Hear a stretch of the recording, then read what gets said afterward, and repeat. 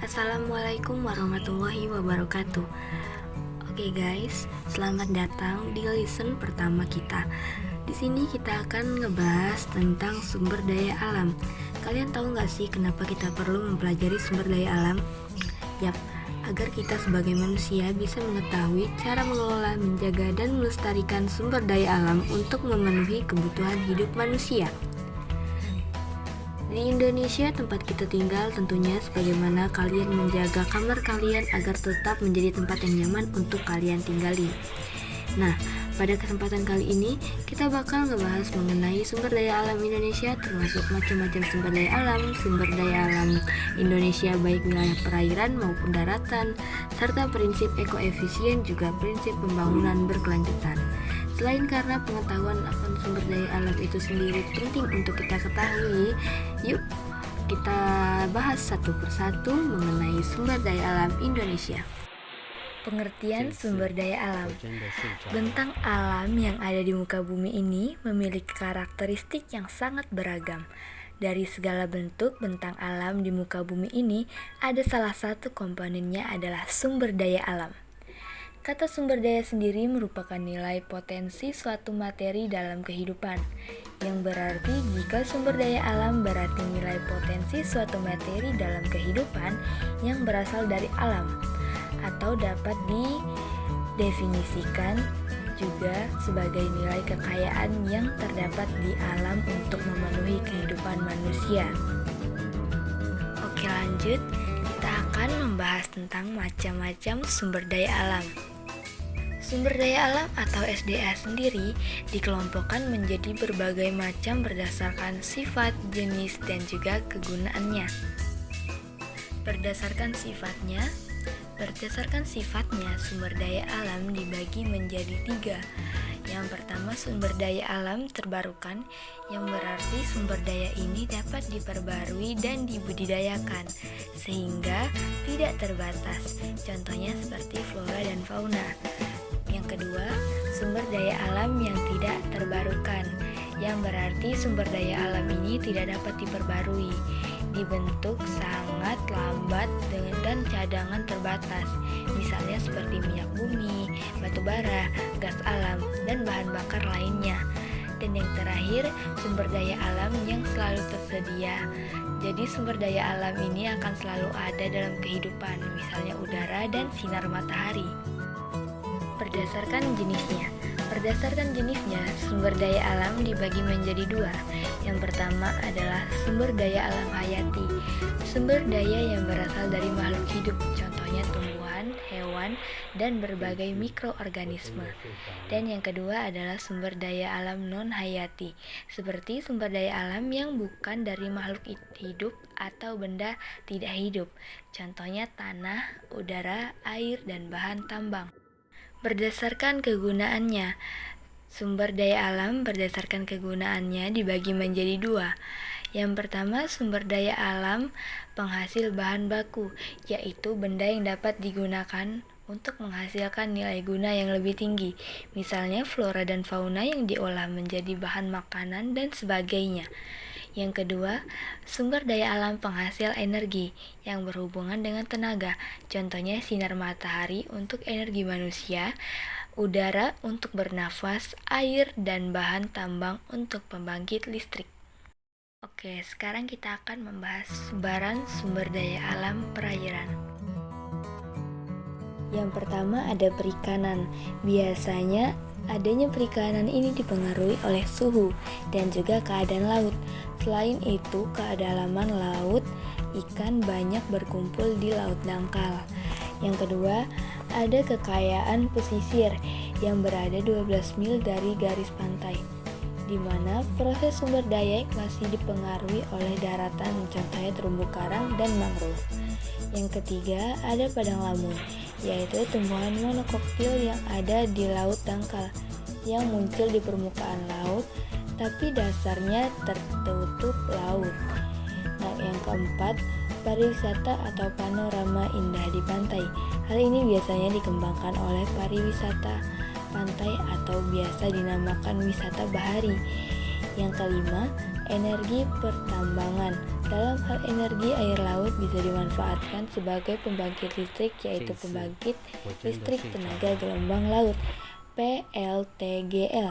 Dalam hal pertambangan, seperti mineral, gas bumi terdapat di bawah laut, seperti minyak bumi dan gas alam yang terdapat di endapan cekungan tersier dan juga menjadi penghasil garam. Sekarang sumber daya alam daratan. Kalau tadi kita membahas tentang wilayah perairan, sekarang gantian kita bahas sumber daya alam yang tersebar di daratan. Yang pertama ada pertanian. Indonesia terkenal dengan negara agraris. Kenapa? Karena karakteristik tanah Indonesia cocok untuk bidang agraria. Contohnya ladang, telaga, sawah, baik sawah irigasi maupun sawah tada hujan. Kebun atau pertanian industri. Selain faktor fisik, faktor teknik juga perlu diperhatikan dalam pertanian. Contohnya rotasi tanaman. Yang kedua ada peternakan, di mana usaha ternak dibagi menjadi 3, yaitu hewan besar seperti sapi, kuda, dan kerbau, hewan kecil seperti kambing, domba, dan unggas, itik, ayam, dan lain-lain. Contohnya, di Jawa Barat banyak peternak itik, di Sulawesi Selatan banyak peternak kerbau, dan di Nusa Tenggara banyak peternak kuda. Yang ketiga, kehutanan. Sebagai negara iklim tropis dengan curah hujan yang tinggi, oleh karena itu Indonesia cocok ditumbuhi hutan hujan tropis yang berguna bagi paru-paru dunia dan juga ekspor kayu. Yang keempat, pertambangan. Tidak hanya di wilayah perairan, pertambangan juga ada di wilayah daratan. Contohnya sisa tumbuhan dan hewan yang mati terkubur di dalam tanah sehingga membentuk batuan dan menghasilkan minyak bumi, batu bara, dan lain-lain. Yang kelima, pariwisata. Indonesia sangat terkenal dengan kenampakan alam seperti pegunungan, lembah, air terjun, dan lain yang dapat dimanfaatkan menjadi tempat pariwisata. Sekarang kita akan membahas tentang prinsip ekoefisien.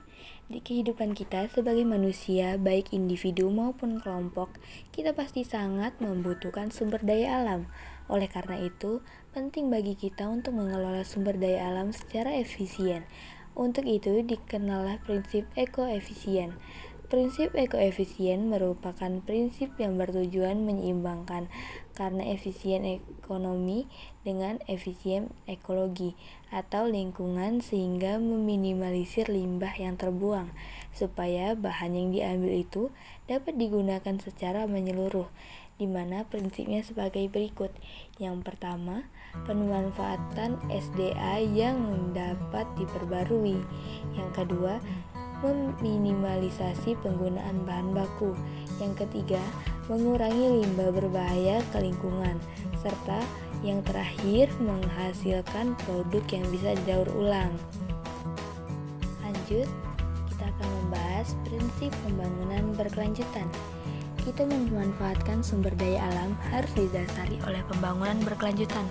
Tujuan dari pembangunan berkelanjutan adalah memaksimalkan sumber daya alam untuk menghidupi masa kini tanpa menyebabkan generasi mendatang untuk menemui bahaya, di mana prinsipnya adalah sebagai berikut. Yang pertama, equity. Pemerataan guna untuk menyimbangkan aspek sosial, ekonomi, dan lingkungan di masyarakat. Yang kedua, ekonomi, keahlian dan performa kerja yang perlu ditingkatkan agar daya saing semakin meningkat demi mendapatkan pekerjaan yang layak. Yang ketiga, energi, meminimalisir sumber yang digunakan atau memanfaatkan dengan efektif sehingga limbah yang bisa dikurangi berkurang. Yang keempat, ekologi, menempatkan pembangunan di wilayah yang sesuai dalam aspek ekologis. Pembangunannya juga tidak melebihi dari kapasitas lingkungan itu sendiri. Dan yang terakhir, manajemen. Sepertinya peran dari masyarakat itu sendiri penting. Upaya ini dapat dioptimalkan di mana pemerintah harus berperan sebagai fasilitator yang menampung aspirasi masyarakat. Pemanfaatan sumber daya alam. Pemanfaatan sumber daya alam yang ada di lingkungan bagi pembangunan berkelanjutan.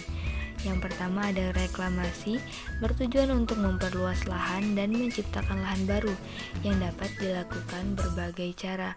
Salah satunya dengan pengeringan rawa dengan cara membuat saluran air atau tanggul.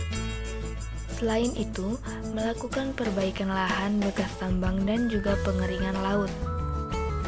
Yang kedua, peningkatan lahan garapan.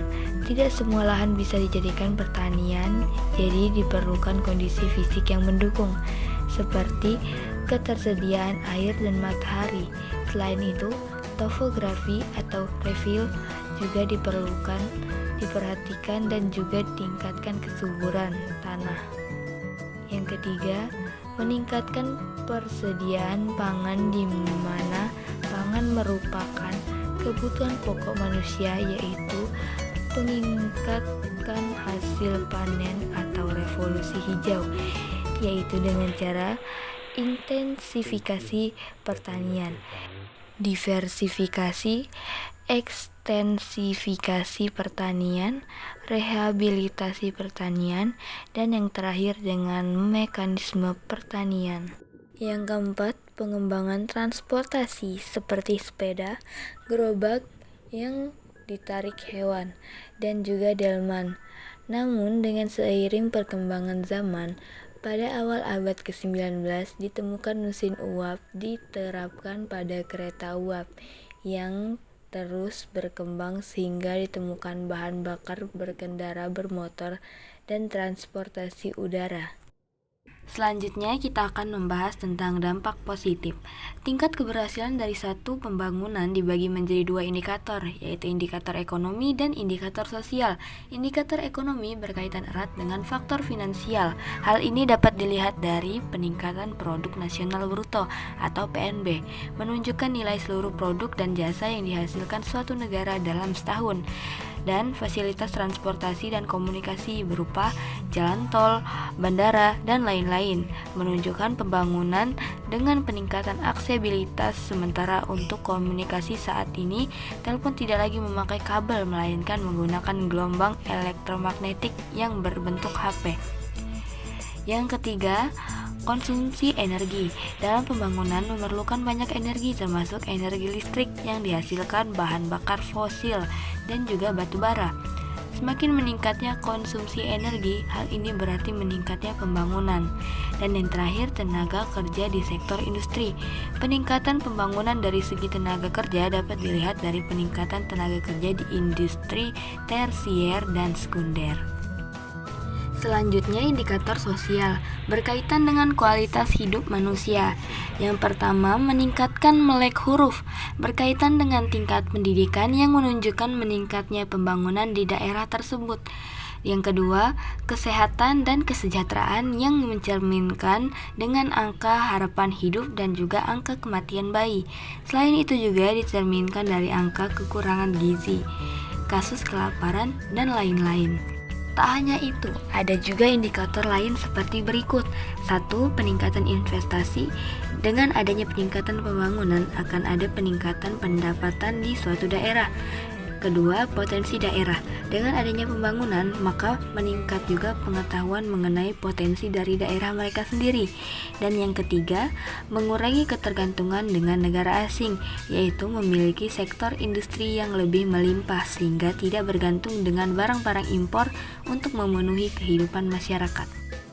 Selanjutnya, dampak negatif. Tidak hanya dampak positif, namun pembangunan berkelanjutan ini juga memberikan dampak negatif. Salah satunya yang pertama, deforestation atau penggundulan hutan yang disebabkan oleh pembangunan pemukiman, perluasan lahan pertanian, penggunaan bahan bakar kayu, pembalakan atau penebangan liar yang tidak terkendali, penebangan terbuka. Yang kedua, penggersangan lahan disebabkan oleh proses alamiah, kegiatan pertanian yang terus-menerus, jumlah hewan ternak yang meningkat, penggunaan teknologi irigasi modern, dan juga vegetasi yang berkurang. Yang ketiga, pencemaran disebabkan oleh sampah, pupuk kimia, pembakaran bahan bakar fosil, dan juga berbagai macam limbah yang mencemari tanah, air, dan udara. Yang keempat, pemanasan global atau global warming. yang disebabkan oleh efek rumah kaca yang menyebabkan panas yang terjadi di bumi yang menyebabkan temperatur bumi semakin meningkat dan menyebabkan melelehnya es di kutub. Nah, gimana sekarang? Kalian jadi paham kan pentingnya memanfaatkan sumber daya alam kita seefektif dan seefisien mungkin? Terutama sumber daya alam yang tidak dapat diperbarui, tidak hanya karena sumber daya alam itu terbatas, tetapi juga berbagai dampak yang ditimbulkan akibat konsumsi manusia terhadap sumber daya alam kita. Oke, cukup sekian pembahasan kita mengenai sumber daya alam. Terima kasih sudah menyempatkan waktunya. See you on the next video.